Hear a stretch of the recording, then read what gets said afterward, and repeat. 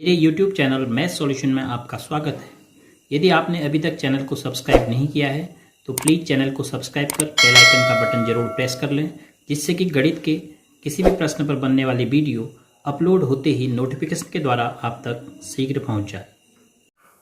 प्रश्नावली 8.1 में प्रश्न संख्या 7 है। ABCD एक समचतुर्भुज है।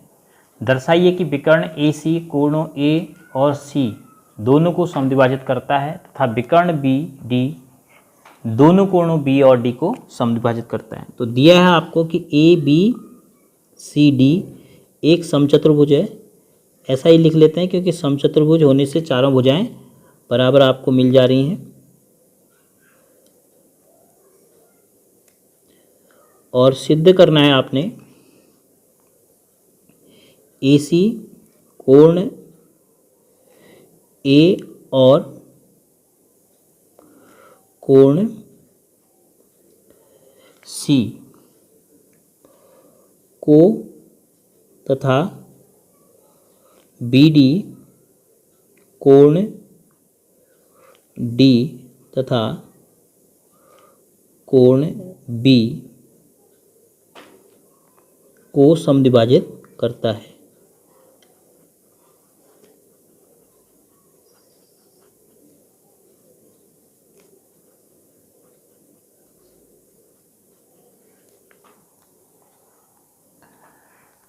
अब कोण A को समद्विभाजन AC एक विकर्ण खींचा गया है, ABCD एक समचतुर्भुज है, तो हमें सिद्ध करना है कि यह कोण इसके बराबर होगा और यह कोण इसके बराबर होगा, तभी AC कोण A को और कोण A को C को समद्विभाजित करता है। हम सिद्ध कर पाए।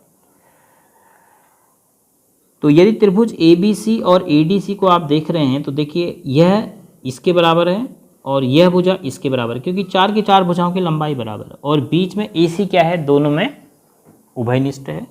तो हम त्रिभुज ABC एवं त्रिभुज ADC में अगर जो सूचना हमें प्राप्त है वो लिखें तो क्या क्या प्राप्त है हमें। AB बराबर CD, उसके बाद BC बराबर AD और AC बराबर AC। इन दोनों के लिए क्या लिखेंगे आप, ABCD एक समचतुर्भुज है, या दिया है भी लिख सकते हैं, समचतुर्भुज है, इसीलिए चारों भुजाएं बराबर हैं, ऐसा दिया है। और इसके लिए लिखेंगे उभयनिष्ठ, दोनों त्रिभुजों में उभयनिष्ठ भुजा है। तो तीनों भुजाएं बराबर होगी तो हम लिख सकते हैं त्रिभुज ABC जो है वो सर्वांगसम है त्रिभुज ADC के, त्रिभुज ADC के साथ। किस नियम से, SSS नियम से। तो अब A के लिए A, B के लिए D और C के लिए C।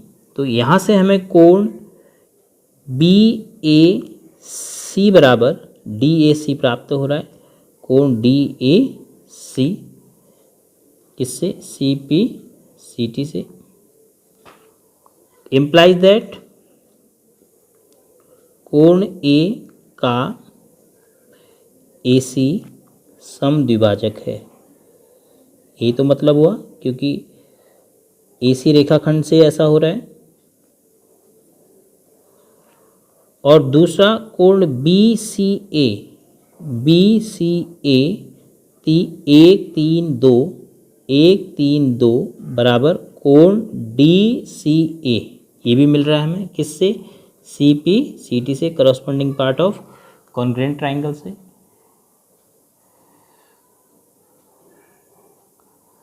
तो इसका मतलब क्या हुआ कि जो C पे कोण है वो भी AC ही रेखाखंड के द्वारा समद्विभाजित हो गया, तो कोण C का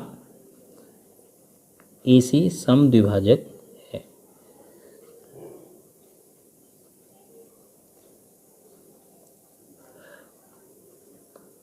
यह हमने सिद्ध कर दिया। अब AC विकर्ण के लिए हमने सिद्ध कर दिया। तो अब दूसरा विकर्ण आपके लिए अभ्यास के लिए छोड़ दिया जा रहा है, क्योंकि बिल्कुल इसी तरीके से आप बी डी खींचेंगे तो एक बार त्रिभुज ए बी डी को और सी बी डी को आप सर्वांग सिद्ध कर सकते हैं एस एस एस नियम से।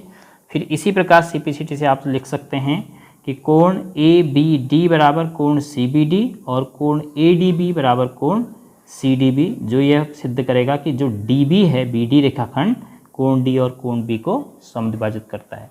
तो इसका दूसरा भाग विकर्ण बी डी खींचने के बाद आप स्वयं करेंगे।